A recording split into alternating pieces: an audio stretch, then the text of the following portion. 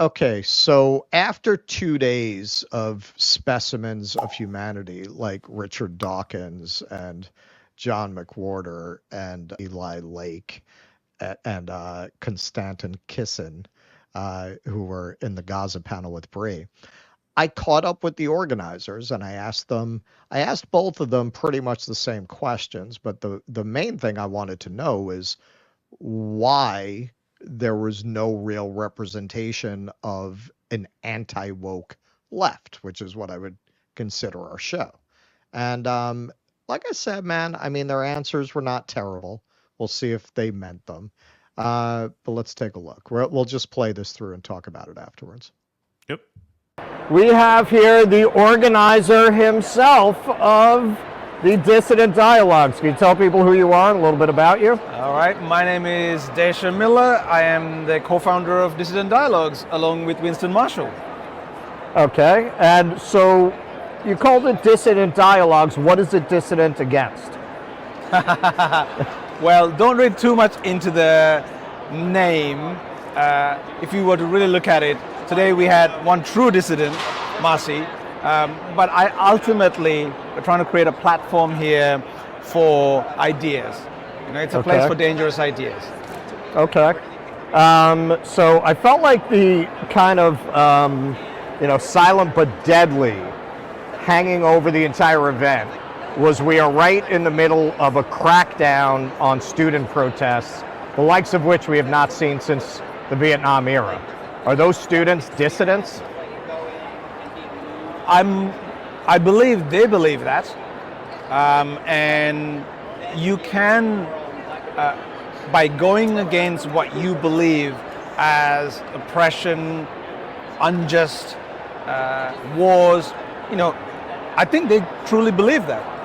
I think it's there can be debates and platforms like Dissident Dialogue to really look into whether it is truly a dissident act. But I wouldn't judge them for that. But I think most of them, I mean, when you see their passion, they truly believe that they are fighting the good, just fight, and they are being dissident.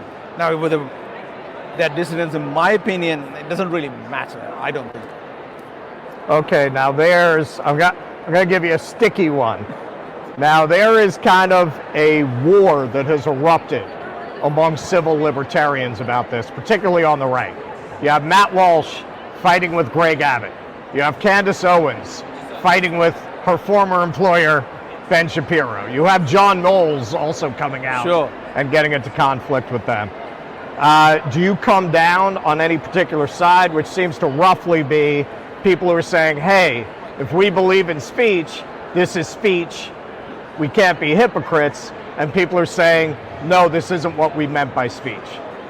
Yeah, I mean, free speech absolutism is a sticky subject, right? And I want to make this very clear. I'm not a public intellectual. I help public intellectuals and people with smart ideas to get their voices heard far and wide. So I don't really pick a side with regards to any of the names you've mentioned. I've read their stuff, and I tend to ground my decisions on reason, rationality, and compassion. And if somebody's making an argument that fits in that category, chances I'll be there. Okay, now you're planning on doing this again, Absolutely, right? Absolutely. I mean, if you saw what happened, people seem to be very happy, incredible reception, definitely doing it next year. All right, so now you say you're not really an intellectual in this space. This isn't really what you do. All right, so our channel is called DueDissidence, so we were almost destined to be here. Now, the way I always describe us is the anti-woke left. Now, to watch this event, you would get the impression that there's nobody who thinks what's happening in genocide is what's happening in Gaza is genocide, who also thinks men don't belong in women's swimming. But we're out there. Jimmy Dore very much fits that category. We're in Norman Finkelstein's town today. His last book was all about Ibram X. Kendi and ripping apart that whole and very effectively ripping it apart. Do you feel it's an oversight not to have people like this at Dissident Dialogues, and would you invite them next year? Oh, look, I have a history of putting on events like this. I always invite people from all walks of life. And you saw, we had Brianna Joy Gray yesterday, and that was very contentious debate. I will always invite people that I fundamentally disagree with. That's the whole point. The challenge is presenting a reason for them to come, because a lot of them see this as, well, what am I getting out of it? I'm in this camp, and everything I'm saying is validated. Why would I go here? That's why I have a lot of respect for Brianna for coming yesterday and having that debate, being very lively. And I will continue to invite. So this year we had 2 days, little about 16 hours, over 35 speakers. There's only so many we can cram in. Right. So next year, hopefully more days. We'll see. Time will tell. Tell the people who you are, what you do, your wild Mumford and Son days. Tell us about what happened in hotel rooms. Want to hear about We're at the close of the Dissident Dialogues Festival in Brooklyn at the Doug Old Greenhouse. We've just had 2 days of leading debates and discussions. Everything from Ayan Hirsi Ali debating Richard Dawkins on her new conversion to Christianity and his aversion to Christianity. We've had a fiery, spicy debate on the Israel-Hamas war, and we've had debates on feminism, on humanism, talks from the Uyghur Muslims and the genocide that they're going through at the moment in Xinjiang. We've had people from all over the world. People have come from Alaska, from Chicago, from Saudi Arabia, from New Orleans, from Ireland, from London. I met a couple from Berlin. I can't quite believe it. So hundreds and hundreds of people here. It's just been quite magical. I'm completely exhausted. You're interviewing me now. I'm exhausted. I'm sure you are. But it's been really quite a special couple of days. Okay, so now you called it Dissident Dialogues. What is it dissident against? We probably chose the wrong name there. I mean, we did have some people who were dissidents. I would say Masih Alinejad is a literal dissident, the Iranian activist. Ayan Hirsi Ali is a literal dissident, once in the Muslim Brotherhood, then New Atheist, now Christian. I think it's used synonymously, probably wrongly, but inaccurately, but I think it is used kind of like heterodox is used. So I think we see it like that. I think the main ambition of this festival is diversity of opinion, which we could have done better on, but I hope that that's what the future will be. I think that we want more diversity of opinion, more differing views, and I hope this can be a place where everyone is welcome and it doesn't become a new echo chamber. Well, okay, so it's interesting you brought that up. I would call our channel the anti-woke left. And I must say I felt we were underrepresented at the festival. Fair enough. Yeah, One would definitely get the impression from the festival that everybody who thinks Gaza is a genocide also thinks men should be swimming against women.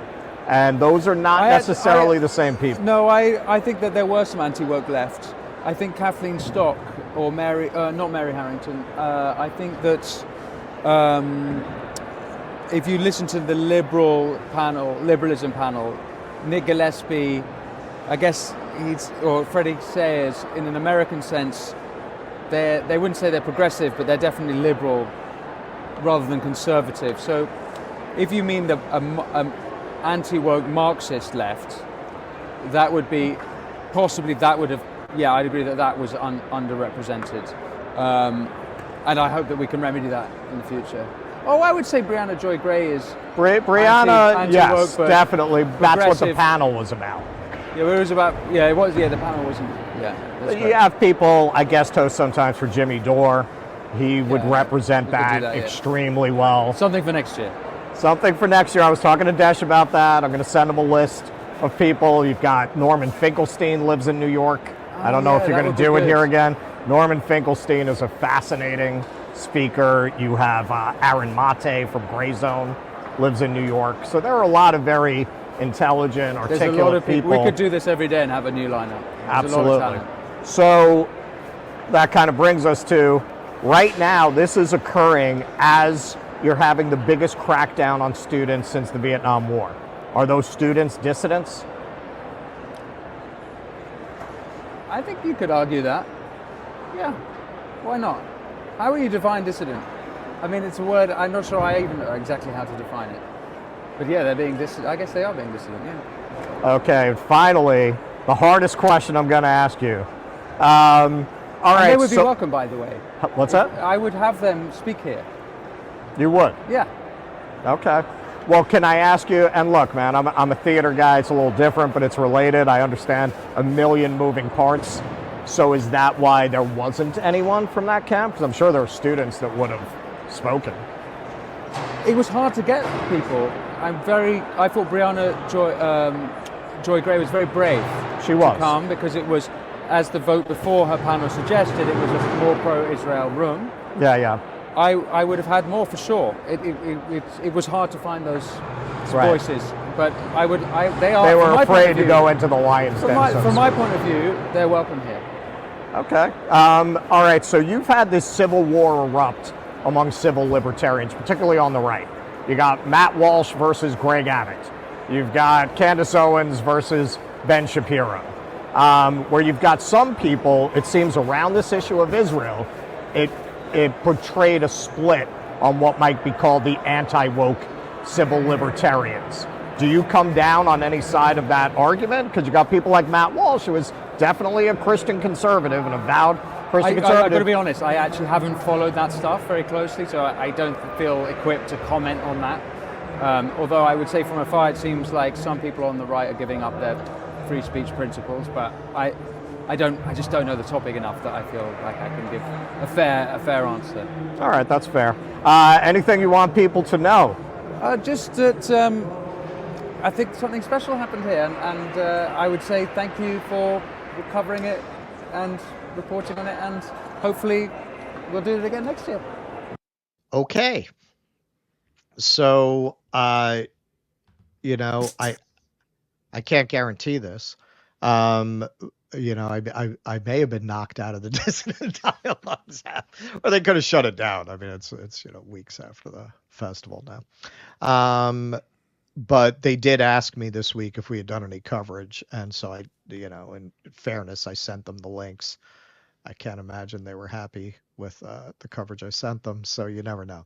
But hey, man, Desh did say to send them names, which I will do, and we will see. I feel like you can't prejudge people for an action they haven't taken.